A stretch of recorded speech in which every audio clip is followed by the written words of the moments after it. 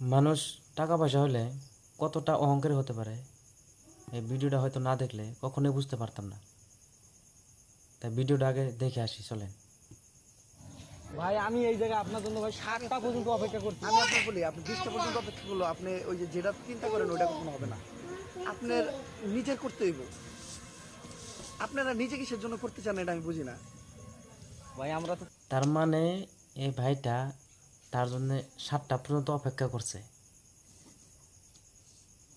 তার কারণ তার মনের ভিতরে ছোট্ট একটা আশা নিয়ে যে ওমর ভাই কিছু আমার প্রোফাইলে কিছু বলে দিলে হয়তো আমার ভিডিওটা চলবো বা ভাইরাল হবো।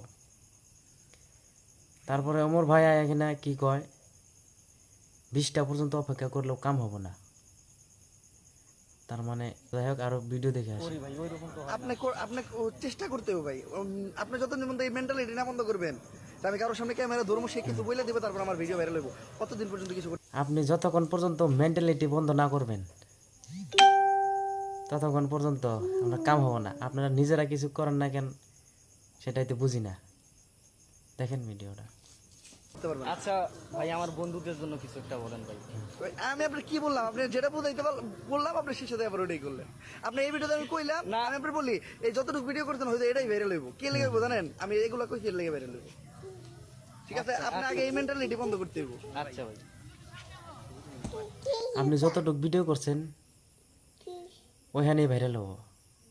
তার বকাবকি করলো, ডাউন দিল, ওইখানে ভাইরাল হবো।